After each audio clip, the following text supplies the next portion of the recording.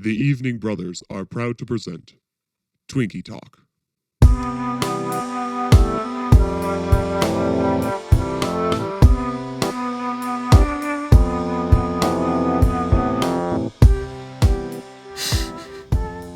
All right, Lincoln, Did you actually do it? No, I did such a good job All right. just then. Oh, good. We're so proud of you. Welcome to Twinkie Talk, everybody. This is the only podcast on the internet where three white guys talk about film, turns out. Did you know that? It's the only one. I'm not surprised. I think it's a really unexplored niche. It's a in the niche internet market, space. absolutely. I am Brother John. I am Brother Lincoln. And I am Brother Preston. Great. You know, we Lincoln, never know. There's a pause there. We never know what order we're going to go in. We just know Preston is last. Yeah, which kind of means we know the Well, order, it's no? whoever goes first. I feel like it's the same as the movie order. Jonathan, me, I do. you. I feel like that's always how it is. That makes sense. Whoever's Yeah, choosing the that next makes sense. movie. Yeah. Oh, that's smart. I don't know. Well, I made you guys watch the movie Hellboy. I liked that pause though, Lincoln. Oh, yes, What? you did. Did you are you happy about that? Did I You're welcome? No. Question mark. I texted both of you that I was getting so sick of the movie, and you were like, where are you in the movie? And I was like, oh, about an hour 45. But I didn't actually check, because then about 10, 15 minutes later, I paused it, and that was an hour 45. And I was like, really? Really? Like I was 15 minutes earlier in the movie than I thought. You got stuck in a loop. It was terrible.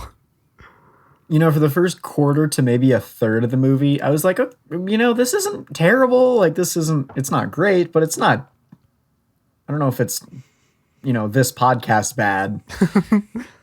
and then I got to the end and I said, oh yeah, this is 1,000% this podcast bad. Yeah. They're just, the tank towards the end is so strong. It gets pretty rough. It gets hard.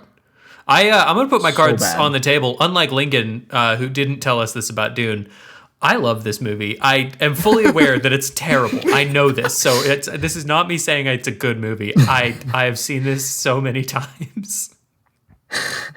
And I love it. And I'm really excited for you guys to make me all very sad. I'm going to be real sad about it. Excellent.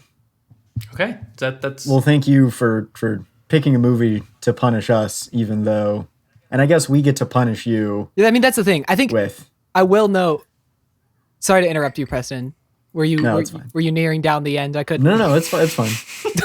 You never interrupt me. Are you almost done or what? Sorry. Wait. Go ahead. Never. I apologize. Go ahead, John. No. Go ahead, Preston. I forgot what I was talking about. So no, that's all I you, insist. Lincoln. No. This is great. Hey, any second we spend not dishing on this movie is the second I get to be happy. What I want to say, John, is that this was the first movie out of all the ones we've been made to watch that I felt punished. That I felt like I am suffering. I am physically suffering because of this movie. Yes. Yeah, you texted us really at some point in there and you said you found the vibe, and I was very happy to hear this. Yeah. John, you have found the vibe. Happened for me. All right, so I guess we're jumping in. Pretty quickly, we get a little bit of backstory on Nimue, the Blood Queen. Nimue. And the Dark Ages for fucking good reason. Which when they said that, I was like, oh no, this movie was made after Deadpool, wasn't it? Oh yeah, this is the Deadpoolification of Hellboy. But what I love, okay, so here's the thing that I appreciate about this movie. It is so chock-a-block full of things from the comic and things from like other lore and source material and all that. So it's clear someone cared about Hellboy. And then they take that and they make it fundamentally the opposite of what Hellboy is. Like, as far as you can get from what Hellboy in the comic is. And there's just something beautiful about, like, clearly a divided team, that one of them wanted to make a good Hellboy movie and the other was like, Hellboy's the one who does a punch to monsters, no? He does a punch, then he say a quippy thing, and then he does a punch. Hellboy Big Hand say a fuck word, no? Yes, I think. Hellboy see a shit word and then blood. Then much blood, many blood comes out. Just as much blood as we can possibly get. Much CGI blood. So very much. CGI blood. Okay, so we learn Nimoy's backstory. She was betrayed by King Arthur and the witches, and they separated her body. Which ones? The witches. Her witches. Which ones? The witches. Which The ones? witches of Waverly Place. Place. This is audio I poison. can really hear your German heritage speaking through when you say place. Place. We learned that she was cut into many, many pieces and separated into several boxes. Oh, also, I was going to say before we started. Not in a funny way though. Not at all. No, it's taken 100% serious. Not in a silly way. Oh, okay. So yeah, no. Which is so funny because the narration is so silly and goofy, and then what you're seeing on the screen is just so bleak Oh yeah. and intense, and there's definitely some, like, I'm not gonna say like outright confusion, I but think some like maybe some dissonance there. you might venture to say confusion. I think confusion is not too strong a term for this film. I don't think confusion hits until a little bit later. Actually, that was fun. Like I said before, I've seen this many, many, many times. And even this time, I was watching it through, and we got about halfway through, and I was like, I know that he's going to talk to Baba Yaga, and I know that there's going to be a flashback with this weird troll thing. Don't know how that fits in. I have no concept of where that goes. Anyway, we'll get to that. So we jump to Tijuana, Mexico. And this is why I Yes. had you guys do your homework, because I wanted you to experience, as to use Preston's beautiful word, the dissonance between what the comics are and what this movie chooses to be. Yeah. So we read the Hellboy comic about his adventure in Tijuana. Uh-huh. Do you have any? it was great. Any thoughts on this? I loved it. Was very like kind of quiet. Yeah. It was very thoughtful. I think it well conveyed the idea of someone who's knows his destiny is to destroy evil, but is very also aware of like the consequences of that destiny. For sure. And so it really paints him as like a very relatable hero who is just all too aware of the kind of stuff that he has to do in order to keep the world safe. Yeah. Preston? Yeah, so I watched half of this movie somewhere between weeks and, well, it was probably a couple months ago at least. I don't know why I'd never finished it. Oh, I know why. I've got some theories. But I remember like watching the wrestling scene and like actually being like, okay, this is actually like kind of cool. Yeah. And then reading the comic and then getting to watch that. I was like, okay, this is interesting. Like I like this. Like I like the dilemma this is setting up for Hellboy. Yeah. And then they just took that whole interesting concept and threw it out the window. Directly in the garbage. The funniest thing is immediately. the end of the comic is after he is bonded with the three luchadors, after they fought monsters together, and one of them gets kidnapped and turned into a luchador. Also, in the comic, he's taken to like a wrestling match filled with like skeletons and Yeah. like, ghosts and stuff. And this one's just a regular It's place. just a straight up place where people do a wrestle. And there's been no mention of who this guy is or why they're wrestling. It's just like, oh, Hellboy's here, and he's gonna wrestle him. Yeah, no, they just go to Guy Fieri's wrestle house and they throw some meat around. That's what this is about. Okay, so that's that. Like I said, that's why I had you read this, is because I needed you to experience just that feeling of like you almost got what you were going for. Like you almost understood what this was about. And like the comic, I think, is, Lincoln, like you said, it's so good because it's quiet and because it's like ethereal, and Hellboy is wandering around this wasteland and he's trying to figure out like where he fits in this world and all that. All of that is really, really good. And he feels remorse for bringing these people into this like horrible fight against evil and how bad that goes. And then the movie's just like, you know what was cool about that comic? A big vampire. Hellboy fought a big vampire. Yeah, Isn't so that- I finished that scene And then I was like, oh, great. The movie has 8 more minutes left. We're just going to kind of let Hellboy quietly regret all of the events leading up to this. And then we're going to fade to black. And it's going to be this beautiful short tale. It's going to be reflective. But no, this movie has like an hour and a half still. The movie hasn't even started. And that is hasn't even started. I feel like at its core, that's the problem with this movie is that it's 18 movies. Like there's so many movies in this movie. And before we get any further, I just want to say off the back, I really thought David Harbour could act. Hey, he can. He just doesn't apply that skill here. Like I really thought he could. I will agree with that. Especially seeing as this is now my second David Harbour movie this week. Yes. Which isn't that many, but it's weird that it happened twice. And I legitimately think he did the same thing for both movies, basically. It's just one, he's sort of Santa-ish, and the other one, he's sort of devilish. And it's not the one you think. It's not the one you think it is. Take a guess which is which. I think it just really goes to show that even good actors cannot go with bad scripts. Like script determines so much more about a movie than I think we tend to believe or tend to think. Yeah. I appreciate that he tried something. I feel like most actors would try to just act their way through a bad script. He just tried to scream through it, which I think was an interesting choice.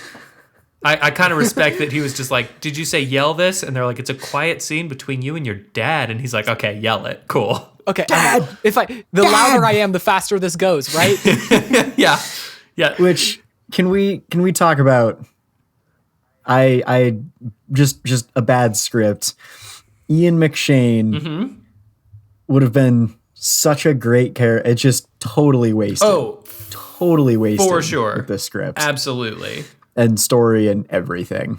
This whole movie like parades great actors in front of you, and it's just like watch them try to undo the damage that we have done. Like it's like this review of everyone that you love just like trying their absolute best and just they can't. It's too bad.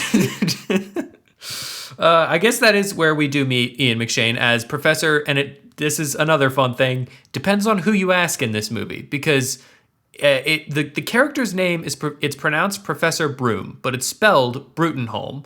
And somewhere in the many, I assume, reshoots in this movie, they got those two mixed up and they start pronouncing it Brutenholm. And sometimes they pronounce it Broom, sometimes it's Brutenholm, which is fun for me because why would it ever be pronounced differently than how you'd pronounce it? Would it make you sad if I was so little invested in this movie that I never caught that?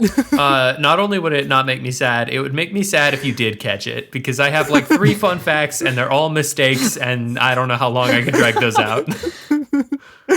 Perfect, because I also did not pick up on that at all. Good. Oh, perfect. I had no idea what his name was. I wasn't even sure if the main character's name was Hellboy.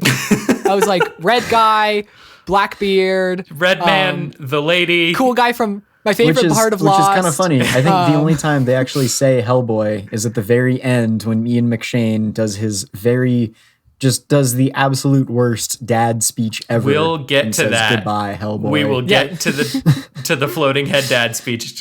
This is the first movie I've brought to the table that I don't think is going to go so far off the rails. I feel like I have to hold us in and talk chronologically, and that's new for me. I'm excited about that.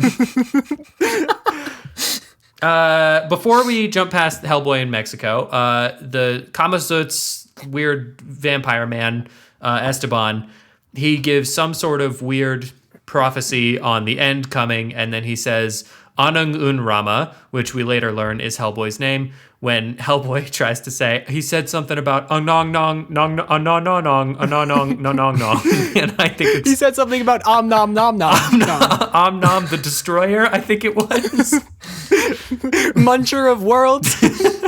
That's what I heard for sure. Then he does get brought back to the BPRD, I believe in Colorado. Yes. Okay. That's this state.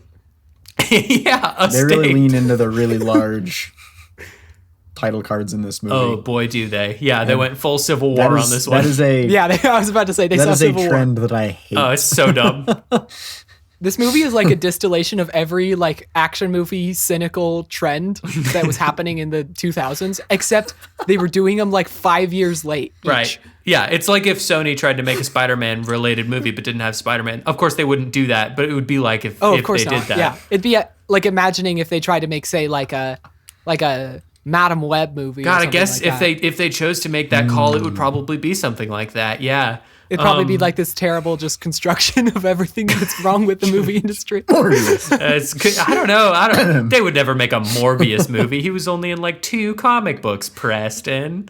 Anyway, this is one thing that I think works about the movie. I like the BPRD as a concept, and I think that they bring it like into this world pretty well. Just this group of people that are like all trying to fight a bunch of weird, crazy monsters and shit. I think they do a pretty good job making that feel like a real thing. You walk past the slab of dead BPRD agents and they're like writing Esteban on there, which is a sad little moment. I like that.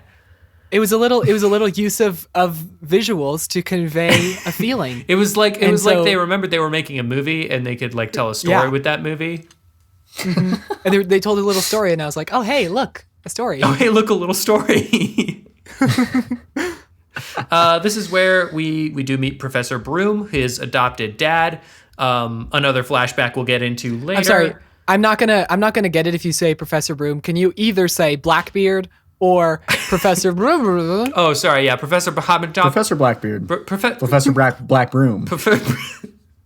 Professor Broombeard, and Professor Broombeard. my favorite I am Harry teaching Potter you character. ancient civilizations and magical items. Yeah, the 2. He teaches both. It's a 0 period. 2 different classes.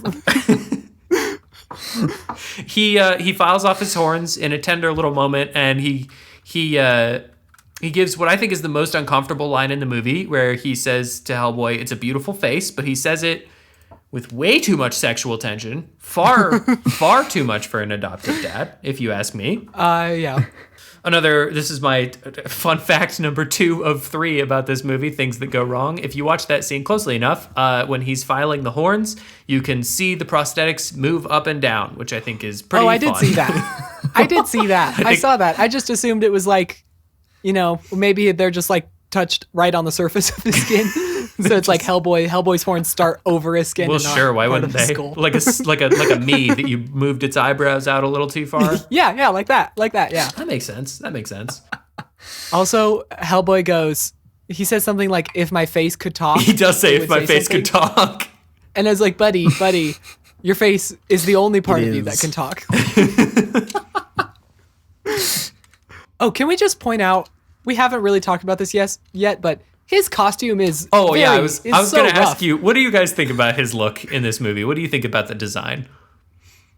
It's like, Who, Winston or Hellboy? Hellboy. Yeah, what do you think of his little shirt? Like, no, what do you think of Hellboy? it's like too realistic and too cartoony at the same time. It's a lot to take in. He's a very grubby boy. I don't have an opinion one way or the other. I don't think it's terrible, but I don't think it's particularly awesome. I just looked up some stills from the original Hellboy movies, and I looked at Ron Perlman's like prosthetics and makeup, and I was like, this looks so much better. This is like better in almost every way. He looks like a comic book character, but he also looks like he actually fits in the world where he lives. He does, that's true. Like, it looks like he's part of the universe. But I also don't feel like This one- that Hellboy would fit into this world. I dig the design of Hellboy. I know that that's a thing that most people, Lincoln, you're in a very a well-populated ship on that one. But I like his design. I think it's gross and weird, and it fits this weird heavy metal 80s movie tone that they, I think, happened upon on accident, but because it's definitely not like in the cinematography. no, they didn't. They clearly didn't try. You could 100% tell me this movie was from the 80s, and I would believe you. Yeah. Like if you took the quality and just like downgraded it just a little tiny bit, Just play it at and this 720p. would be a great 80 movie, and somehow it would make it better. I think if I was watching like VHS lines kind of like move up and down the screen the yeah. whole time, I would be forgiving a lot more. That'd be pretty This sick. movie has. That'd be pretty sick. Yeah, it's a clean little movie, unfortunately, that was made in 4 years ago. What year is it? Currently. 4 years. 4 years ago. You know what would really make it feel like an 80s movie? If just completely half-hearted needle drops happened every 45 seconds. God, if only. Can you imagine how cool that would be? How great would that be? You know, that's the I other wouldn't thing. get tired of it at all. There's so many songs in this movie Yeah. that I like listen to and love and wasted every single one. Oh yeah, out of context, the Every soundtrack. goddamn one of them. The soundtrack is great out of context, but then Yeah. but then you get to Mexico and they start playing "Rock You Like a Hurricane" in Spanish, and you're like, son of a bitch. Okay.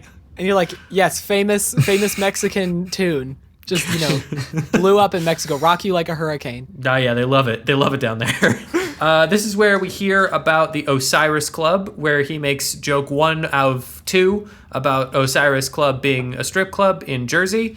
Not a funny joke one of time. 2? Definitely not a funny joke the second time. There's he brings it up more than that, I'm pretty sure. Does he? I'm pretty sure it's just 2. Because he brings it up with No, I think he makes 2 jokes in that sequence, and then later on, whatever room they're in with Churchill's desk, with 2 more jokes about that don't Does land. he make more jokes? at I'm pretty Churchill's sure he desk? talks a couple more times to X-Men Origins secret agent dude about the Osiris Club being a strip club. Or is that the second time? I fully don't know who X-Men Origins secret agent dude is, because I haven't seen X-Men Origins in like several years. Dude, I've never seen the movie X-Men Origins Secret Agent. oh. Well, the cat dude. Oh, he's from... I called him my favorite part of Lost. That's what I was saying. Oh, Daimyo, yeah. I know. Yeah. There we go. Scarface. Yeah, Scarface, another hilarious goof. A different Scarface. Let's look up what his actual name is. I had it and I forgot it. Well, he But anyways, hasn't showed up in the movie yet, has he, Lincoln? Chronological. Oh, sorry. I'll just keep that was it on my bad. reserve I brought just in him up. case. That's true, but it's more fun to pile on Lincoln about these things. David come on, Harbour. Lincoln, you oh idiot. wait, never mind. Shoot.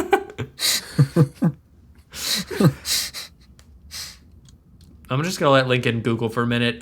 This scene has the most awkward exit of a scene I think in all of film, where he makes a joke about there being a giant problem, and Hellboy goes, "What's the problem?" And then Professor Broombeard goes, "Giants." And then Hellboy eats a bite of pizza and goes, "Ah ha ha ha ha ha ha ha ha ha ha," and then it cuts away. That's the first time I wrote, "Hey, good joke." Because this movie broadcasts its jokes so much. It's like there's almost we're not that far away from there appearing like a neon sign that goes "joke" whenever there's a joke. Applause. I think that actually would have improved this. That would have been I pretty think it might sweet. have. I think it was Lincoln. I think you sent to the group chat that there's space after every single joke for a laugh track.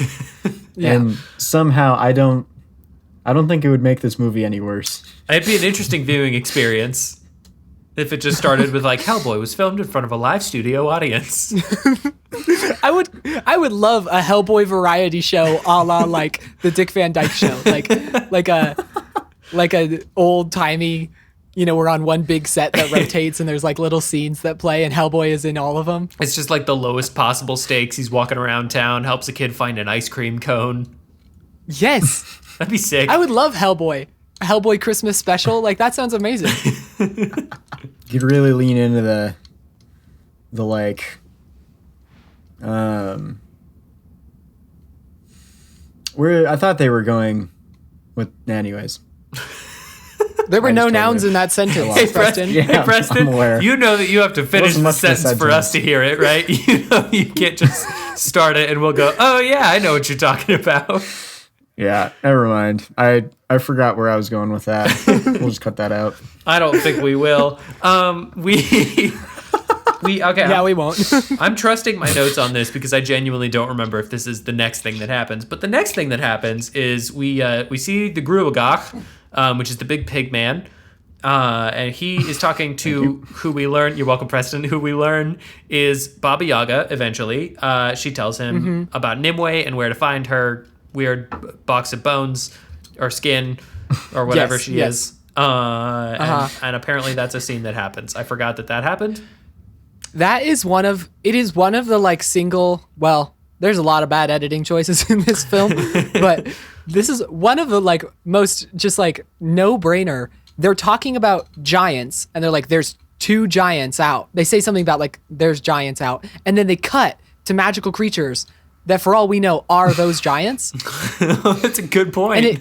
And it wasn't for me. It wasn't until I actually saw the other giants that I was like, oh, those weren't the giants that we were talking about. Because, you know, like in a movie, for instance. These aren't the giants you're looking for.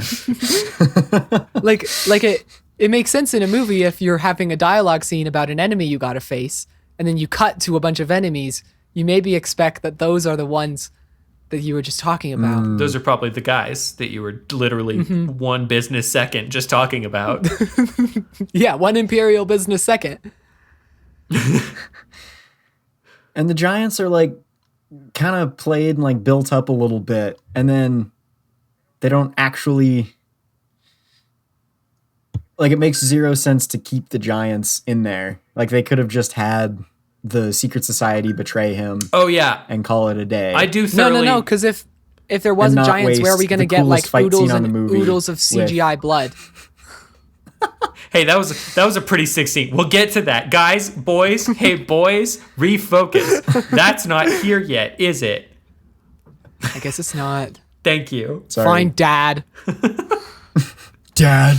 No, Dad. Hellboy goes I'm gonna to tell the Mom Osiris all Club. about how you made us watch Hellboy. You know what? I dare you. I dare you to tell her. Hellboy talks Wow, with the you're not a very Osiris. nurturing father, John. I'm a terrible dad. I'm horrible. You've known this about me. I didn't choose to have you as kids. You just showed up one day as fully fledged adults. Well, not fully fledged. Well, half fledged. At some point, in my notes, it just says, this is a hip, cool movie for hip, cool kids. Oh, cool. Do you remember where that was? Whenabouts? It was right after I said, love these needle drops, and I love the most stereotypical shots of London imaginable. So that could have been And then- literally anywhere at any time in this movie. That's cool. And then, yeah, at some point I said, this is a hip, cool movie for hip, cool kids. It is a hip, cool movie for hip, cool kids. We cut to the Osiris Club with Hellboy. They explain what the Wild Hunt is, which is just going around for hunting giants. We meet Elizabeth Hatton, who is a psychic. Don't worry about it. Don't worry about it. She does the second of 4 expositional flashbacks. She sure does. She sure does. And that's where we meet the ugliest fucking CGI baby I've ever seen in my goddamn life. Wait, do they actually have a CGI baby Hellboy? Yeah. Did you not watch Yeah. the movie again? No, I definitely did. I just, for whatever reason, do Well, not have a memory of a baby Hellboy from this Hang on. movie titled Hellboy. I'm gonna send you a screenshot. Oh, it's bad. It's It's like a child in the mid-90s wished a cartoon into existence. in the worst possible way. Oh, yeah, it's rough. It's bad. Oh boy, I'm looking at it again, and I sort of wish I wasn't. I'm gonna drop that in our chat here. Yeah. Oh, boy. Good, and send it. Yeah. Good. Send. All right, so you can feel free to take a look at that while you're looking. Oh, okay, never mind. Yeah, I definitely. You remember CGI Hell Baby? Yeah. Wow, looking at it now again, I think I did see it. I just my brain is blocking it out. I want to not think about it. It's how you respond to trauma. Just it's the easiest way is to just Yeah, kind of exactly. forget that it happened in the first place. Yeah. On the subject of his Yikes. backstory, we meet, I think, the coolest character in this movie, and that's Lobster Johnson. The lobster. Yes. Oh, I Yeah, I had a thought watching that. I said, hey, this would be a much better movie than the one I'm currently watching. My dude, yeah. how incredible And I would have it be? So many questions. Legendary Nazi hunter the lobster. Yeah. Like every successive word in that phrase makes it more fun and cooler than the one before it. Absolutely. And we see him for 4 seconds. He gets 4 seconds of screen time, and they're the best seconds of the movie. He's so good. I know. I said earlier the coolest fight sequence. I take it back. The one with the lobster guy is the coolest fight scene in this movie. 100%. You're throwing this out. I think I can make a pretty good case for one particular fight sequence being the coolest one in the movie that we haven't talked about yet. I'm interested to hear which one you think that is. It's the one that makes you the most frustrated. There's quite a few of those. Most of them make me frustrated. This was the point when I thought, I do have a note that says gross baby Hellboy. So I did catch the same thing. And I also thought Constantine was quite a bit better than this movie. Yeah, I let you guys, I eased you into this. I need you to know that.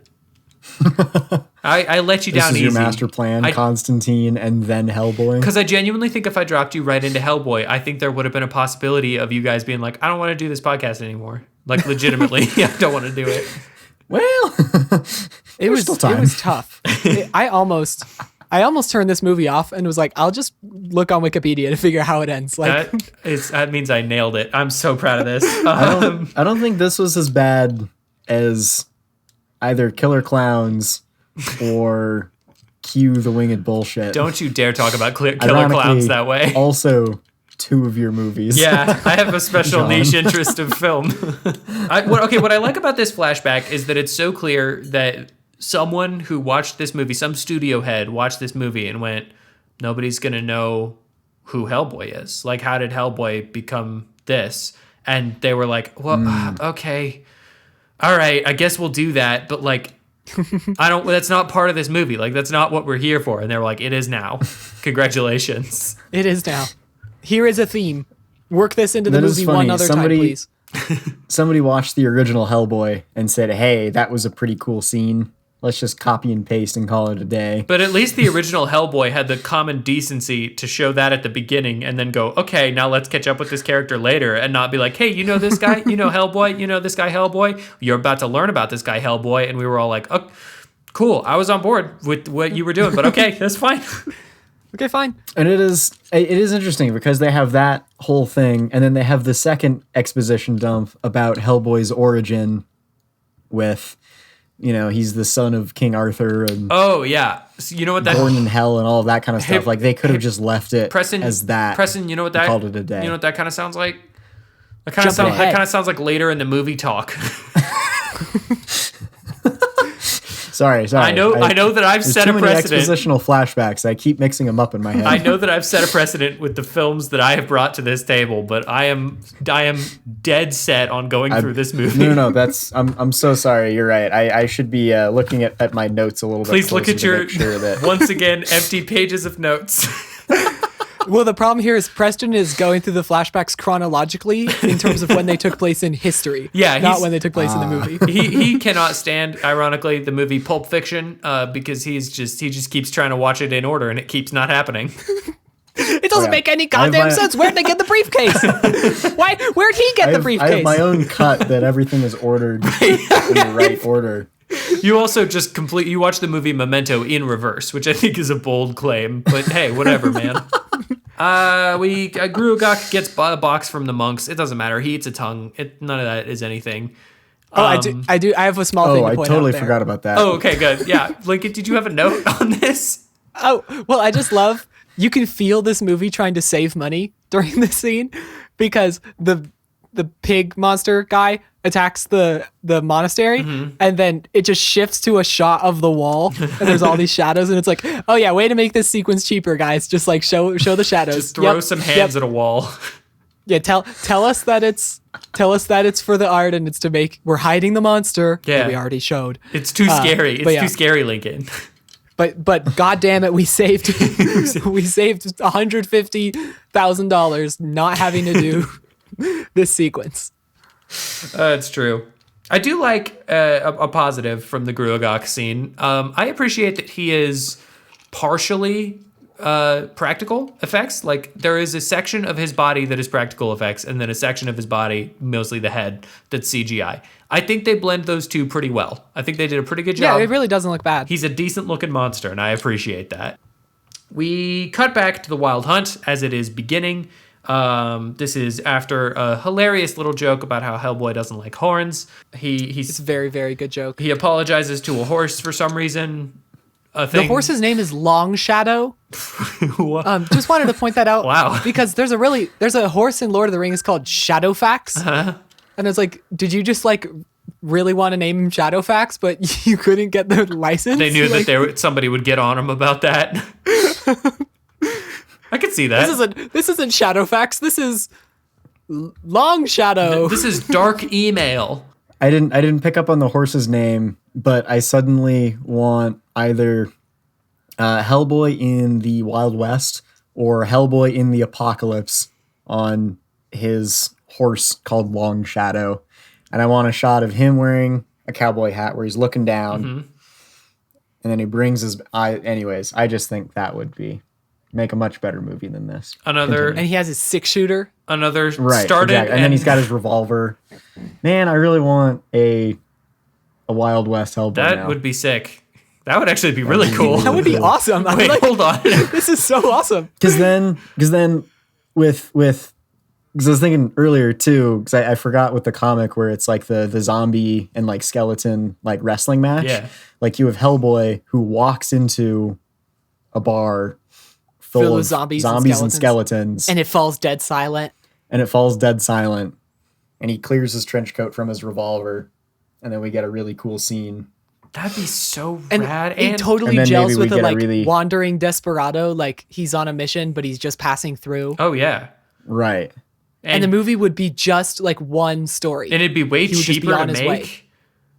Yeah. And you could get more entertaining. You could fit my favorite line from the comics, which is "Back off, man. I've been drinking with skeletons." Easily the best part of the comic book. Wow. Let's make this movie, guys. Let's make a Hellboy movie. That sounds awesome. And if you really wanted it to be present day, you could have him pass out at the bar, and then Professor Broom like comes in, like wakes him up. You could actually make it so it's like, a dad scene that's not, terrible. You certainly could start there if you wanted to. Imagine a concept. Imagine this movie, but if it wasn't terrible. Hellboy is betrayed by the Osiris Club. He gets stabbed multiple times. And then he passes out in a river. Giant eats a bunch of them. And then Hellboy fights giants, which I think this scene's pretty sick. Honestly, I like this action sequence. I think it's pretty solid. This action sequence is the most PG-13 energy I've ever seen in an R-rated movie. And the rest of the movie's pretty R. Yeah, it leans into it for sure. Yeah, which is kind of like, I don't want to say like the best part, but something that they do a decent job of is like really leaning into the R rating. Yeah. Well, I think they lean into the R rating the way that a 14-year-old child would lead into an R rating. 14-year-old who's seen The Evil Dead, and he's like, all right. Yeah, like, what does PG-13 have not enough of? Blood and fucks. Yeah. So like, let's just put a whole bunch of those in there. Yes, because he hasn't figured out about boobs yet, as has this movie not figured out that boobs exist. Do you think there was a cut of this that was PG-13 and then they were like, we could do it. We could make it R? I honestly think a PG-13 version of this movie would be better. But it makes more sense as a PG-13. They could get away with more if it was a PG. Like the jokes would land better if it was PG-13. That's true. The only thing that you would be missing, and I know that I'm breaking my own rule here, but we'll get to it, is the monster apocalypse that happens later. I still think you could do something like that. Yeah, but they would be forced to like show the menace of the monsters without just showing them wreck a bunch of people. But it wouldn't be so much fun to watch. I guess not. Is the problem. Hellboy fights giants. Any thoughts on Hellboy versus giants? I think it's an okay. I think the sick guitar in the back is pretty overdone. Yeah. I don't like there's no indication of like what his powers and abilities are, because he was just really, really stabbed and he just keeps getting punched. And I was like, oh, okay, so he's immortal and invincible. Okay, got it. And then he passes out because he's not. Because he's not. Yeah. I feel like they made that scene as the original intro, like the first fight of the movie. And then they decided, hey, let's add. It was either intended to be the first, like the opening introductory scene to Hellboy. And then they decided, no, we're going to do Hellboy in Mexico instead. But also just add. It just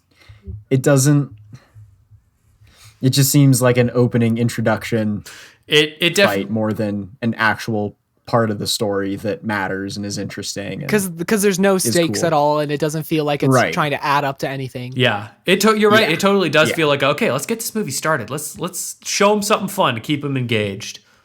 Exactly, yeah. It's, I will fun say- intro to Hellboy, not... I will say big sword, cool. Big sword, very cool. Big sword Big Sword was big cool. sword extra cool. Big sword, very Was this cool. movie released in 3D? Because this whole sequence really feels 3D to me. It does, but it feels like early 3D where they were like, you can make something Yeah. 3D. 3D! Like, let's throw a baseball at the camera. Okay, let's throw a sword at the camera. Okay, now let's throw Hellboy at the camera. We're throwing everything. We're gonna throw a giant. We're gonna throw. Who cares? Water doesn't matter. Water. Do water. Water. Go ahead. I have a fun fact. My third fun fact is in this scene.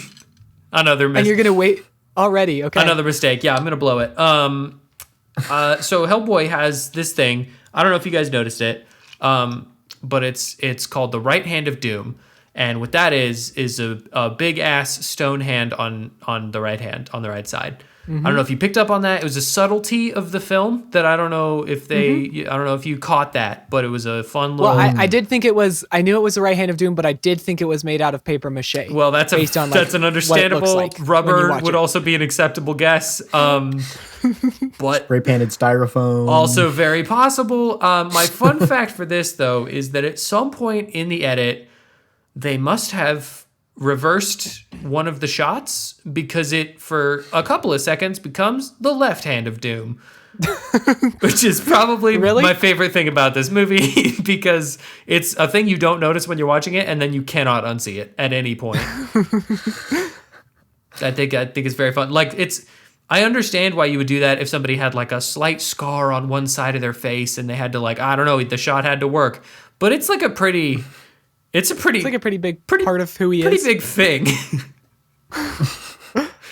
Which, that's my one gripe about the costume is the hand of doom is just so massive on this one that it feels like a thing that he has to hold on to, and like he's not holding on to the hand part, he's holding on to like the base of it, and then there's an arm and a hand at the end of that. Far too long. Yeah, I definitely felt that. It's ridiculous. Boys, we are at joke 3 now. Joke number 3. Because there's a van heading towards him, and he says, "Is that my Uber?" like a cool hip kid, just like us. He's just like us, teens. He's just like us. Okay, continue. No, I like that. That's fun. Do you ever think about how punchable most like Ryan Reynolds characters would be in real life? I think about that a Yeah. lot, and I feel that way about this Hellboy. Like he's fun when you're not when you're not paying attention and you're just sort of watching the movie passively, and then you start taking notes on it, and you're like, God, this guy shouts so much. And then he makes stupid jokes, and you're like, I don't think I would be friends with this fella. No, I don't think I'd be friends with this guy. I think I would be like, I would tell someone else about a joke he made and go like, "Can you believe that he made that joke?" Yeah, doesn't that sound like the worst kind of guy? Oh, also, he's like maybe the son of a devil. But like, other than that, it's really more the joke thing that I don't like. It's really about more the him. out of taste humor, you know? He's like 45, but he's trying to act like he's 19 all the time. I don't really get it. He gets picked up. Oh yeah, that's right. Yeah, he wakes up. He passes out, and he wakes up in Alice Monaghan's apartment. She hears the dead again. Don't fucking worry about it because it doesn't matter. That's a thing that this movie continues to remind us. People sometimes turn into tigers. Why? Who cares? Doesn't matter. Stop it. Stop asking. We'll show you, but then stop asking. He talks to her for a little bit. They say some stuff that doesn't mean anything. She's Oh, joke 4 happens here. What's joke 4? I love that you're counting these. He says a Spanish word, and then she says, "Will you Google Translate that for me?" Oh, that's good. As a cool kid might say. As a cool kid might say, or if you will, English, please. If people are talking too much sciencey bullshit. Yeah. So there's joke 4. I'm gonna keep telling you this. That's funny. Guys. That's comedy. That's jokes right there. That's some good family humor. It's not too blue. It's not, the kids can relate. It's safe. It's good. Even grandmas know about. Sorry, Google Translate. I said that. Maybe? I couldn't even finish my thought because I just thought about the idea of saying, "Hey, my Southern grandma, do you want to watch Hellboy 2019?" There's some really hip, fresh jokes. There's some sick humor in this one. You're gonna dig it. You will dig it. You will absolutely dig this fresh movie. You were gonna dig the heck out of it.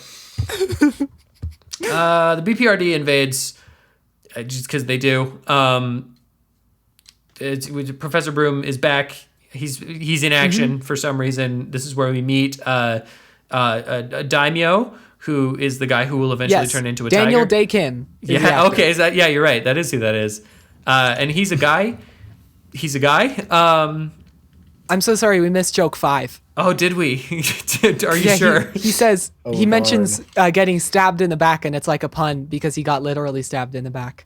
But, it was also a metaphor. I have a question. So you see humor. Humor's all about like layering kind of the real and the imaginary. Like good jokes kind of elevate physical situations, or actually they elevate rhetorical situations into the world of the physical. So this was a very good joke. Wow. That is funny. Did you I'm so glad, Lincoln, that you explained why these jokes are all funny. I'm gonna do every one. I love that you are so committed to this because I can tell that you do not want people to think for 1 single second that maybe they should watch this movie. You want to be so clear that there is nothing they are missing out on. Did any jokes work for you, by the way, Lincoln? Because there's one that worked for me real good. There was one, and we didn't skip it. We skipped it because it wasn't like totally broadcast as a joke. Okay, which one was it? But it was when they're talking about the prophecy and that the world's going to end, and he says, "I'd rather have some more relatable small stakes." I like that too. Yeah, I could use a prophecy. That was pretty funny. That kind of got me. More relatable stakes. That's a good one. Because I was like, movie, you can, just because you say that though doesn't mean that you get away with not doing that. Like, no, they you can't just be like, we wrote this movie wrong. they lampshaded it, so it's fine. You can't, but you can lampshade silly, strange things, but you can't lampshade just like poor writing decisions. I think you can by just looking at the camera and They saying, sure tried. "That's bad writing," don't you think? Don't you think that's bad writing? It's me, Hellboy. I mean Deadpool. I mean Hellboy. Dead boy. Dead pool boy. Hellpool. Preston, did any jokes work for you?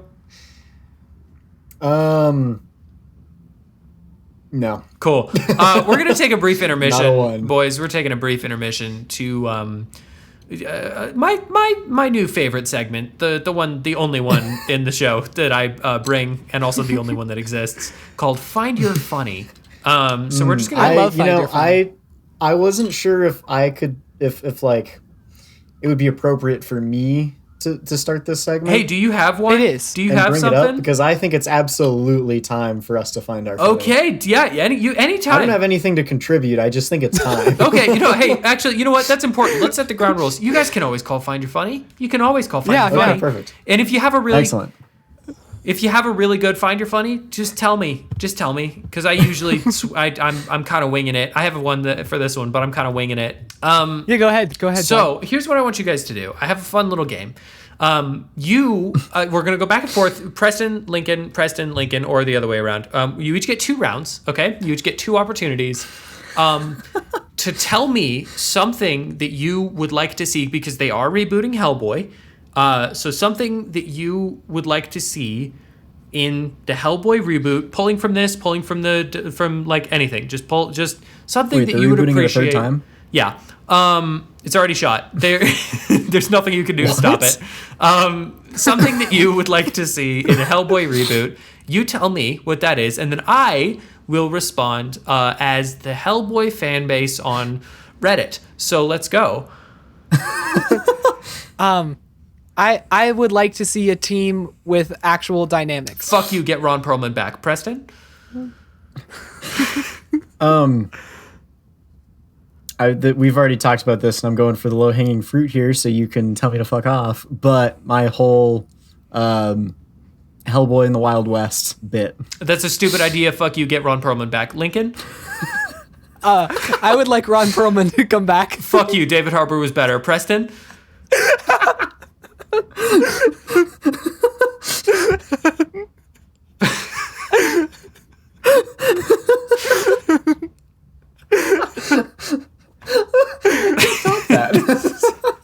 Lincoln, well played. All right, this has been Find Your Funny. It's a short one this time. That's all I had. We're back. Nimue the Blood Queen is a way cooler name than this movie deserves. That's true. That's very true. And she's also, like, the character herself also just does not live up to that name. Not even slightly. No. She is nothing in this movie. She's like Nimue, the small itch behind your ear that you get right before you fall asleep. I don't know. I feel like they make this big deal about, like, the plague and how she's giving out the plague. And I think there's 2 shots of her giving out the plague. Yeah. And then she just sort of sends a whole bunch of monsters to do her bidding. Yeah, we get a news report, but plague-wise, we only see her take out, like, 1 guy, 2 guys, maybe 3? Mm-hmm. Maybe 3. It's not a lot of guys. And isn't it, I don't think even at the very end, when she's supposedly back and at full strength, there's just sort of the ground demons. Yeah, she does almost nothing. It's funny you should mention her, because we do get introduced to her in the next segment of the film, which is them going back to the Osiris Club. And they go in and they find that, turns out... Oh, wait. Guys, we skipped joke number 6. Did we skip joke? Man, well, let's go back to joke number 6. Let's take a quick detour and jump right back to joke number 6. Right before they get to the Osiris Club, Hellboy is handed a box with a gun. And then he says, some dads get their kids Legos. Yeah. Can you imagine a joke more like written for a trailer than that joke? Because I can't. I don't think I can. And also, Lego is the plural of Lego. Is so it? He should have just said Are Lego. You sure? Mm-hmm. It's not Legos? Yeah, Lego refers to the system. Lego bricks are the noun form. Well, so Lego is like, it's like the whole system is Lego. Well, they made a huge mistake then, because why did they call it the Legos movie? I don't know. They should never have done that. Maybe it was a localization issue. That was dumb of them. We see Lady Hatton, the lady we met one time. She's dead now. Her head's been twisted like 8 times, which is a lot of times. Is that Psychic Lady? Yeah, that's Psychic Lady. Okay, thank you. Exposition Machine number 2. That's correct. Which this is where we're sort of introduced to probably the grossest, like the worst effect, and I do not say that lightly because Hell Baby exists. The grossest, the recycled venom. The even somehow like worse and grosser than the Venom villain character. Like look. Did you guys ever watch the G.I. Joe movie? Yeah. The animated one from the 90s? No. Oh, well, in the end of the movie, they fight like the Snake King, and the top half of his body is a person, and the rest of it is like a 10-foot long snake. Sick. And that's all I could imagine every time they do this like dead flashback is the good old Snake King. Did you ever watch The Scorpion King and or Spy Kids? Because that's sort of the energy that this brings to me. Oh, yeah.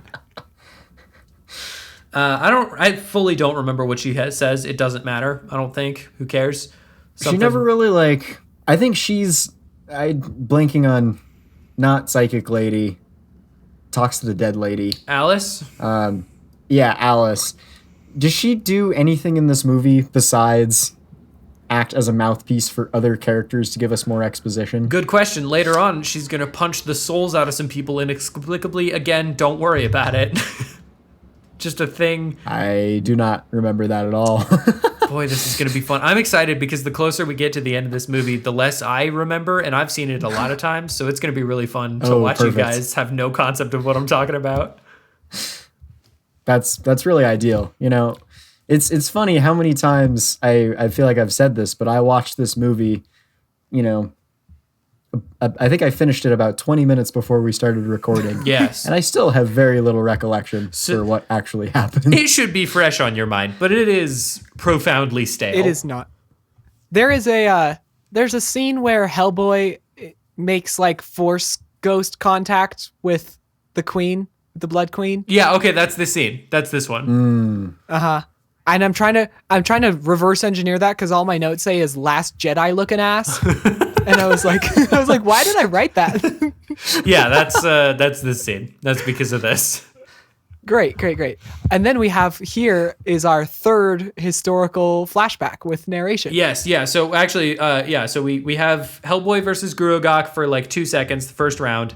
Hellboy meets Nimue, and then I assume you're talking about Alice's backstory with the Gruagach? Yes. Yeah, okay. Yeah. You're right. We do flashback. I don't remember how we get to that flashback at all. I don't either. Cool. I just remember that we got there. It was really sudden. We really hit you out of nowhere. This is where you get another Hellboy short story adapted into a film format, where Hellboy is just, I guess we assume, has been contracted by these parents to come in and look at their baby because it's been acting weird. They don't explain a lot of that. Hellboy comes in and he's got some facial hair, so you know it was like earlier, I guess. I don't know. I'm not sure what... I don't know what they wanted us to get from that, but he looks worse. It's in his grunge face. He's in his grunge era. 5 o'clock shadow ever. You can see so terrible. exactly where the makeup artists put every single hair. Like you can watch them go and do it. I don't actually think there's any hair. I think they just sort of rubbed some soot on there and called it a day. I guess that's possible. There is zero like texture or depth or anything, which is pretty sick. I mean, you know, if you can save a little money, like the scene earlier, save a couple bucks. Save a couple bucks. It's just as good. No one can tell the difference. It looks just as good. We're only watching this in 720p guaranteed, so that's good. Yeah. Any thoughts on that backstory other than just like Hellboy touches a baby weird? With a horseshoe? I mean, that's not the best way to summarize the movie, that part. But I'm not going to correct you. I mean, it is what happens. This is where we get Pigman's aggression against Hellboy because he touched him with iron, and for some reason that makes him unable to turn into a human again. Yeah, it's kind of crazy. Right. Okay, here's my thing with this. We didn't need this at all. No, we didn't. Not even. Honestly, you know, it almost makes him like more. Like it makes me like knowing more about the character makes me less interested in him. Is that Hellboy or the Gruagach? It doesn't matter. Yes, but mostly Gruagog. Yeah, I get that. Whatever Warpig's name is. Warpig. Just Warpig. Oh, hey, Preston, stop it! You can't do this to us. Yeah, hey, come on. Stop talking about better movies with similar tone. Don't remind us of a way better movie. Yeah, like they should have just kept him as, hey, cool pig henchman. Yeah. And called it a day. Yeah, he didn't need this. And like, okay, this to me feels so much like, and I will go on a limb and say, if you didn't have him scream all the time and brought this out into a 6-episode limited series, this could actually be really good. If you reformatted it into a way that's like, okay, and then this episode, we're going to take some time, have a slow moving story about Hellboy getting to know this family, learning about this, like what's going on with this baby. And then he fights a little weird fairy thing at the end. That's an interesting episode. The Baba Yaga stuff would be an interesting episode. And then you like build up to Nimue, the Blood Queen, all of that. Like I could see that working, but as it is, this movie, it has too much. It's too much going on and stuff that it's just you don't need. It's very much like, you guys know Hellboy, right? We read the whole entry of Hellboy in the encyclopedia. We read it in Wikipedia, and we're gonna put everything we saw in there. Yeah, which is so funny to me because this is adapting the last story in Hellboy's run. This is his end game. They're like, and for some reason they were like, we're gonna reboot Hellboy and start with that. Where do you go from there? That's like, we have a great idea for a Lord of the Rings reboot. It's going to start with Frodo and Sam, and they're climbing up the volcano, and they're about to throw the ring in. And before they get there, they have some wacky hijinks, and they learn something a little about each other and a lot about themselves. And then they throw the ring in, and then now they've begun. And we're hoping it's going to be a trilogy. Spin off a universe. Let's see, where do we go from here? Quick scene of Nimue being sewn together. This is one of few scenes that reminds me that the director of this made a really good horror movie at one point, and then don't know what happened. But this also is here. The witches are freaky. The sewing is really gross. That's a really good scene with Nimue. Yeah. And my other... You know what? Okay, Lincoln, there is a good joke that works for me in this movie. And it's not a joke. It's just a gag of when she's sitting on the couch and her arm is disconnected holding the remote. That's very good. Yes. That was a good visual pretty gag. good. That's some good stuff. We go to... we talk about... People talk about, like, math or something. Oh, Daniel Day Kim, Daimyo, is like, it's just math. Hellboy's evil because math. Oh yeah, when this is in... and then that never gets revisited. Yeah, this is in... He's like, I'm going to kill Hellboy because that would have made math. that character so much more interesting. I mean, he almost shoots him. He had his whole internal arc of, shoots him. Well, the math says this, but I think this. How do we feel about the one Asian character in this whole movie having the only speech about math in the whole movie?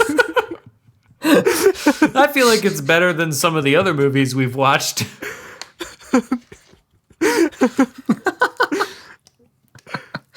Yeah, that's not great. That's not a great look. They go to the BPRD in England.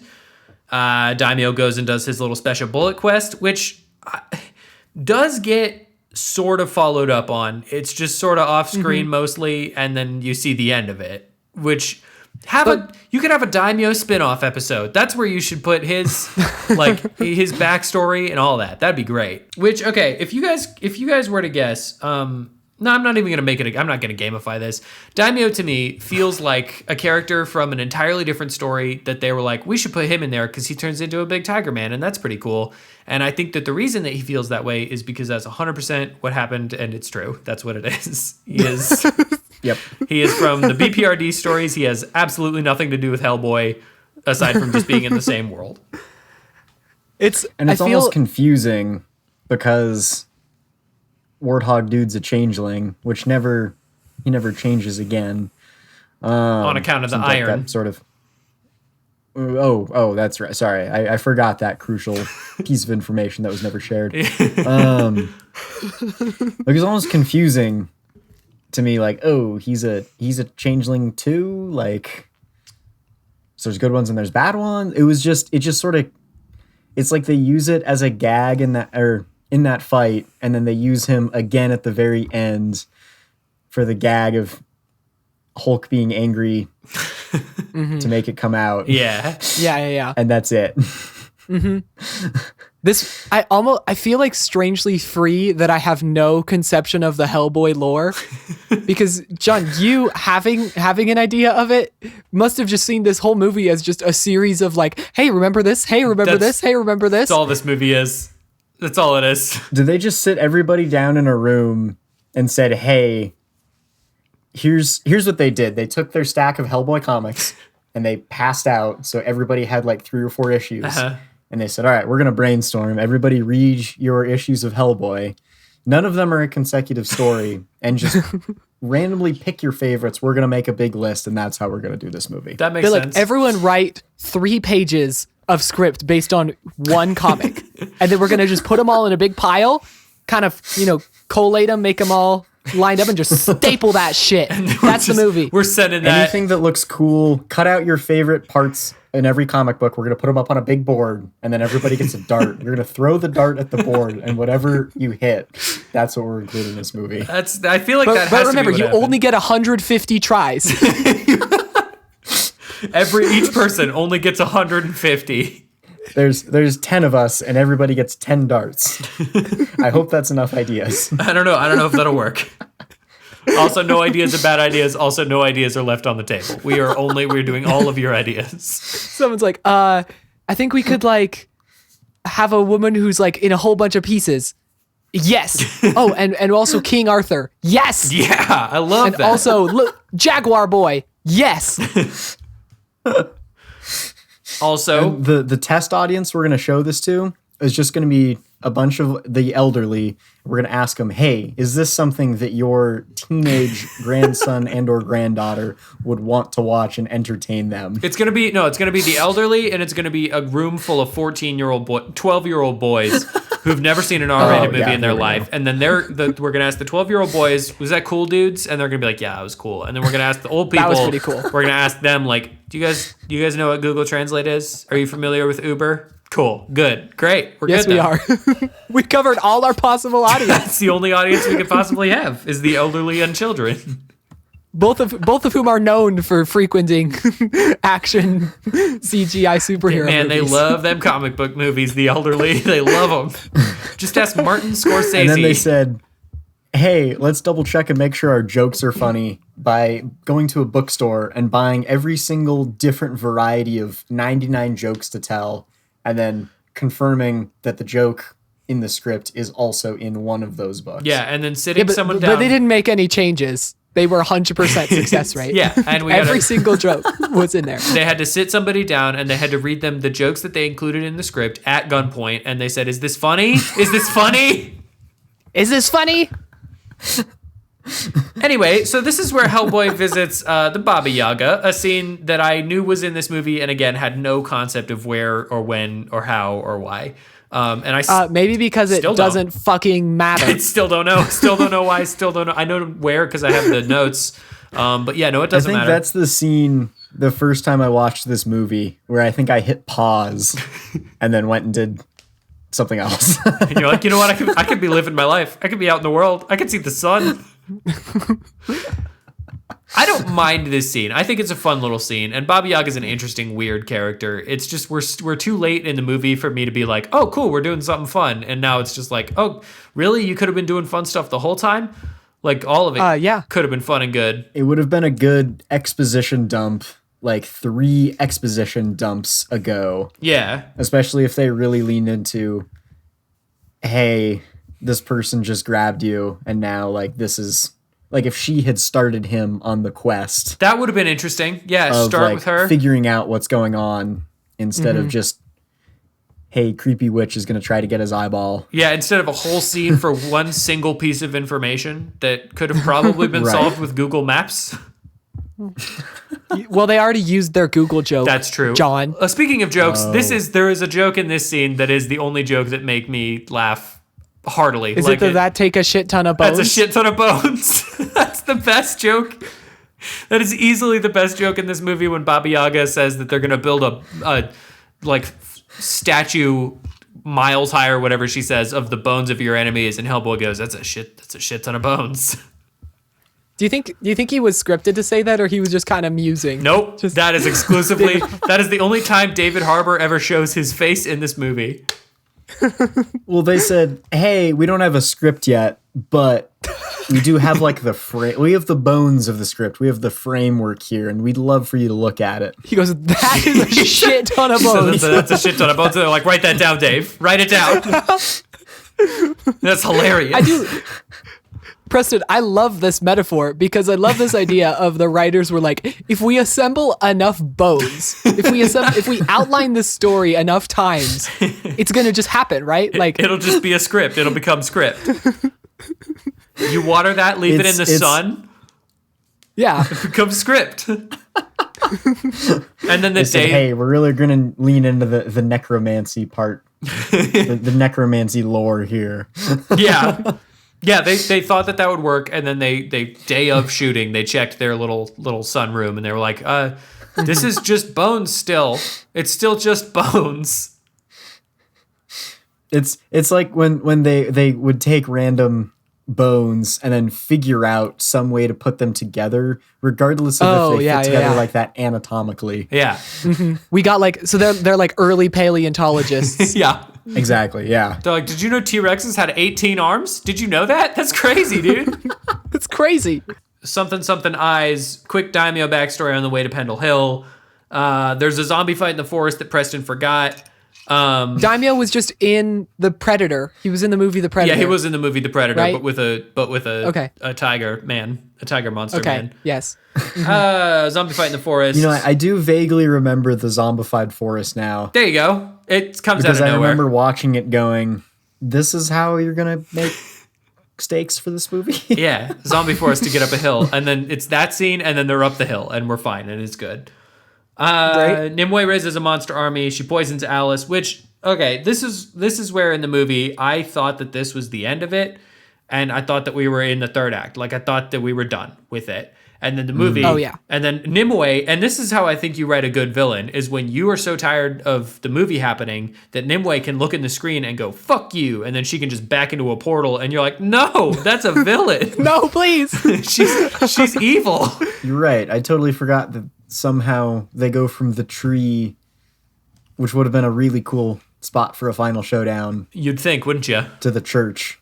For the Yeah. final You know, showdown. given how much effort it took for him to get the location and how much time it took for them to get to the top of the hill, Yeah. you think that maybe the showdown would happen Right. at the place that the whole movie's been building up to until now. You'd think That's that true. it would. She gets there through a portal. How does Hellboy get there? He gets a helicopter. That's where we learn about Daimyo. Oh, are you talking about the church? He gets to the church by way of Scotland, I guess, somehow. Because he just walks to Scotland and then walks back. They pretty much. They take a thing out of Alice, like a poison needle. Another thing that could have been a part of this movie, like that could have been a movie. That journey could have been a movie, not a movie. Don't worry about it. Oh, that's right. Hellboy learns. Oh, that's true. They go to. That's right. They go to Ancient Night Dude. Yes. Okay. They're sorry. They go to Merlin. I was gonna say, they go to not- actual not ancient. motherfucking Merlin. It's It's God's honest Merlin. Like they just God's honest Merlin. They see him. The ugliest rendition of Merlin I've ever seen in my Yeah, life. guaranteed. He gets it tells Hellboy about that he was, I guess, from a devil and also the daughter of the son of Merlin or whatever, or not Merlin, but King Arthur. Hellboy touches the sword. The in son of the stone. daughter of King Arthur. Yeah, There we go. Thank you. Hellgirl. Hellgirl touches the stone, the sword in the stone. Sees probably a cool part of this movie to me. I like this bit. Yeah, this part's fun. He sees like he could be the bringer of the apocalypse, and he chooses not to, and Merlin is like, that sucks, dude, and so then he dies, and then Hellboy walks away. Now they go to the church while Monster Apocalypse is happening, Yep. which Monster Apocalypse starts here, but it ends later on when Hellboy again somehow gets the sword in the stone, which is like, Yeah, wait. Was there two swords? no, it was one sword. So here's what happened. So Merlin said Merlin was phasing it into his reality and that's why it was all shaky. he was phasing it into current, and then he said, oh no, it's gone back to King Arthur's tomb, a place that no one knows where it is. And then Hellboy falls through the floor of a church, and it's like, well, I'll be fucked. That's King Arthur's tomb right here. Right here where I and fell. the sword still... Okay. I did not understand why there were two swords. That's So understandable. thank you for clearing that up. Happy to help. Okay, now we're in the final battle. Final business. Hellboy gets moral decision. Finally. Does he become a big bad man or does he not? Kind of both. A bunch of monsters tear literally everyone's face off, but don't worry about that because there's enough people left, I guess, later that we don't even care. We will repopulate. It doesn't matter. And it's not even like all those shots are in there. There's zero stakes. There's zero interest. It's just, hey, big CGI monsters have now appeared. Yeah.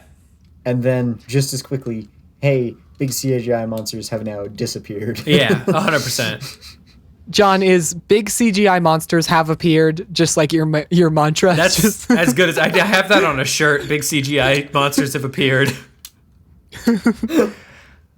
I thought about when he takes the sword from the stone and then he grows his fire crown, which is kind of cool. Pretty I'd sick. say. Pretty and sick. his horns grow out all the way and he looks awesome. Yeah. I was like, how metal would it be for this movie to just end right here? That would be sick. Like it's just like fuck you. We're done. He gets You're, it. you're gonna have to come watch the sequel. He becomes the Batman. Hellboy 2019. Come back for Hellboy 2. Back to the streets. You know, whatever. Hellboy 2 the trench. To hell, to boy. to hell 2 boy. We get Hellboy versus Gruagach round 2. This I wrote. This is the only note that I'm proud of for this because most of it's just story. I wrote that Gruagach's on that Scrappy Doo shit from Scooby Doo 1 because he looks disgusting, big CGI monster man. I don't know. Any thoughts on the last of this? Hellboy decides not to. He gives the best joke in the movie for sure, which is stop while you're ahead. It's a terrible joke. Oh yeah, I wrote that. He cuts off the bad girl's head and throws her head into hell. And yeah, so he wins. Oh, when the monsters disappear again, there's this really fun little, it's like probably 5 seconds of a shot of the city and the smoke like returns, and there's this little CGI manhole cover that does a little spin. Oh yeah, that and is falls good. right back into that's place. Right. That's a good And time. I was like, there was a overworked CGI artist who took like 6 hours and just like nailed the timing and physics of that little manhole cover. And I was just watching that. I was like, I see you. Like, thank you for your little attention to detail there. It looks nice. That makes me kind of sad because he probably gave him several like versions, and they're like, that seems a little heavy. That seems a little light. Can you make it more funny? Sorry, can you make it less funny? But then he did it. He made the perfect CGI bouncing, falling back in. It was great. He nailed it. Oh yeah, so this is the time to talk about what I think is the best action scene in the whole movie. Okay. Which is after the team has been formed, the team that should have been forming this whole time, but there was no indication of the team forming. Yeah. And they are at a base, and then it's this wonderful one shot of very much like Guardians of the Galaxy 3, where you're jumping between every person individually attacking a horde of bad guys.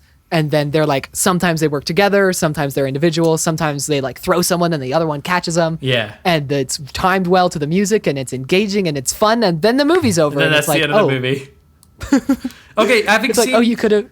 Because of that good scene in Guardians 3, does that not feel a little bit like Guardians 3, but if you got it on like Wish? Like if you got the great value version of Guardians 3 and it was just like... Yeah, it's a great value. Yeah. Of course it's not as good. It's not. It is probably... It's up there though in terms of scenes in the movie.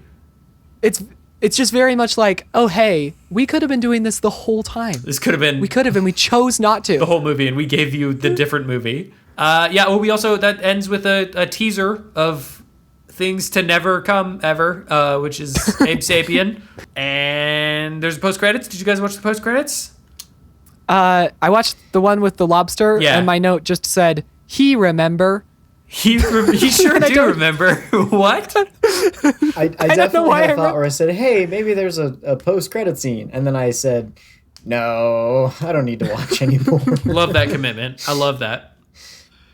What was the second one? No, there was just one. It was just that one. Oh, there's just one? Yeah. Okay, good. It's just okay. Wait, there's a lobster in it? There's the mid-credit scene. Nazi Hunter dude? Yeah, with Lobster Johnson, and he's a ghost, and he comes up and he's like, "Hey, you got to get back in the fight, Hellboy," because apparently Hellboy's sad again, a thing we did not know. But because his dad died. Hellboy's sad again because his yucky, gross CGI snake dad died, and he tells him you got to get back in the fight, and then Hellboy's like, "You're right," and then he gets excited because he's a fan of Lobster Johnson. It's a cute little scene. It's nothing, but it's cute. It's fine. He remember. He sure do remember. And that, boys, that fellas, is Hellboy 2019, a movie that I still adore so deeply, and I have no reasoning for it. I love it so much. This movie is a cinematic equivalent to putting a bunch of flour and salt and water in a bowl, and then not mixing the bowl and setting it out in the noonday sun and coming back an hour later and being like, why is this not bread yet? This movie is the cinematic equivalent of a dog walking over to you, and as soon as you start to pet the dog walks away. This movie is the cinematic equivalent of a 12-year-old who's really fucking stoked about it, explaining all of the Infinity Saga to you as quickly as possible. This is the cinematic equivalent to when you get a hangnail and you start peeling it and you realize it's going to pull a lot of skin and there's going to be a lot of blood, but you're too far gone now, so you just got to keep peeling. And then you end up with like literally half your fingernail is just exposed to the air now. Oh. This is the cinematic equivalent to inhaling through your nose so hard that you get a headache. This is the cinematic equivalent of drinking so much caffeine that you like you feel like you're gonna die, and then trying to eat food to counteract the caffeine, but then you get sleepy, so you take a little caffeine. This is also the cinematic equivalent of looking at a cactus, thinking, hey, that's a pretty cactus, touching the cactus and going, that's a real cactus. And then you're like, well, I got a life experience out of it. This is the cinematic equivalent of when you have something stressful to wake up for. And so you wake up at like 5 a.m. and then you're like, it's too early. And you go back to sleep, and then you wake up at 5:10. You go back to sleep, and then you wake up at 5:20. And you just keep waking up over and over again like, it's still not time. That might be the one. Yeah, I think that's it. All right. Yep, I think we've yep. Yeah, we've exhausted our resources. Thank you, everybody, for thing. listening to Twinkie Talk. Next time we publish an episode, we are doing, it's going to be our special Christmas extravaganza. So get out your stockings, put them on. No one ever wears their stockings. Haven't you ever noticed that? Yeah, because that's insane. That's nuts. That's crazy. There's Like oranges and candies in there and whatnot. It used to be like you actually put your socks over the fire to dry them, and then Santa would like sneak a little extra present in there. But now we just have dedicated present socks. What a fucking creep, that Santa Claus. Can you imagine being like, these are my nasty ass socks. I'm going to put a candy in it. I'm going to put a little yum yum for him. Ugh. I'm going to put an orange that your nasty little hands have to fish out of this gross Victorian sock. I hate that. I hate it. Ugh. It's going to be warm because it's over a fire and everything. I'm going to put this warm orange with cloves in it. Only Lincoln would give us a history lesson on the Christmas tradition of stockings. Wow, that's true. That's impressive. He snuck one in. He almost didn't go teacher mode on this one. He really does do the teacher thing. I try my best. Lincoln, thank you for Lincolning. Yeah. I was terrified that we were going to go through a full episode without you Lincolning. It was close. It was really close. You're welcome. You're so welcome. We've decided for our Christmas episode that we are going to give ourselves a little treat in our nasty ass little socks. And that treat in our socks is the movie The Nice Guys from whenever that movie came out. I want to say 2016. 2016 or 17. It's whenever that movie was. So watch that movie. Is there homework? I don't think so, right? No, there shouldn't be. I think it's winter break. I feel like this is important to mention that we've been good little boys all year, so we're rewarding ourselves with a good movie. Oh God, we've been the best little boys. We've been the best boys. The next episode will be us talking about a good movie and not a terrible movie. Because we deserve it. And the next, we'll get right back into punishment after that. Well, yeah, we're going to start a new year. We got to get on the diet. Which I'm just realizing we can't do the cinematic punishment. So is this like watching this movie is the cinematic blessing? Oh, yeah, something like that. You know, we've got our cinematic reward, our little bit at the end, and now we have to change it for the new format. Are we even going to have to find our funny? I guess we'll find out. Tune in next time, whatever that is. Tune in next time for something we've never done before. Thing that we don't know. It could be better than our normal content. It could be even worse. Who knows? It could be markedly worse than our content. There's a chance this is the end of the podcast. Thank you for listening to Twinkie Talk. We have a Gmail. We have a Gmail, twinkiettalkpodcast@gmail.com. Please email us. Please email us, or just like if you email us, you will 100% get on the show. It is a guarantee. It doesn't matter what it is. It could be horrible words, horrible, terrible words. It could be fart, fart, fart. We would say it out loud. I would say it many times, probably. I don't know, like review the show, whatever people say to do. And this is it. I have been Brother John, and that is a shit ton of bones. I have been Brother Lincoln. I could crash you from here. I've been Brother Preston. Some dads get their kids Legos. That's the best one, Preston. That was great. All right, I'm stopping.